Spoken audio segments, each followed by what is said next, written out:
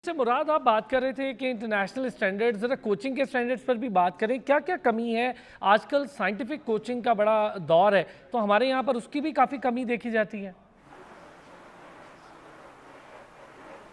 हाँ जी, बिल्कुल, क्योंकि अगर हमारे पास कोच है भी, तो वो फैसिलिटीज़ नहीं है कि हमें कोच वो करवाएँ।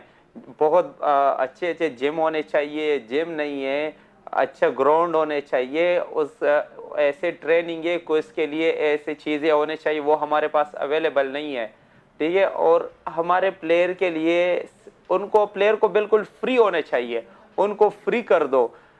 उनको सिर्फ़ सुबह ट्रेनिंग, फिर रेस्ट, उनके लिए डाइट, उनके लिए खाना-पीना और शाम को फिर ट्रेनिंग, फिर रेस्ट, फिर खाना-पीना, ये चीज़ होने चाहिए। हमारे तो कैंप नहीं लगते, हम तो सुबह घर से निकलते हैं तो हमें 3-4 चीज़ें हवाला करते हैं कि ये जाओ आपने ये काम करने हैं, वो काम हम करेंगे, टेंशन में जाएँगे, उनके बाद फिर हम ट्रेनिंग करेंगे, ट्रेनिंग के बाद फिर हम फ्री होंगे, तो फिर हम कहीं न कहीं काम होगा घर का, फिर वो हम करेंगे, तो ये प्लेयर टेंशन में रहता है। ये तो मैं बड़े मुश्किल से जो है ना ये पाकिस्तानी प्लेयर अपने आप को खुद को जो सपोर्ट कर रहे और खेल रहे और फिर भी यहाँ तक परफॉर्मेंस आते हैं, तो ये प्लेयर के लिए बहुत बड़ी बात है कि हमारे पाकिस्तानी प्लेयर यहाँ तक पहुँच सके।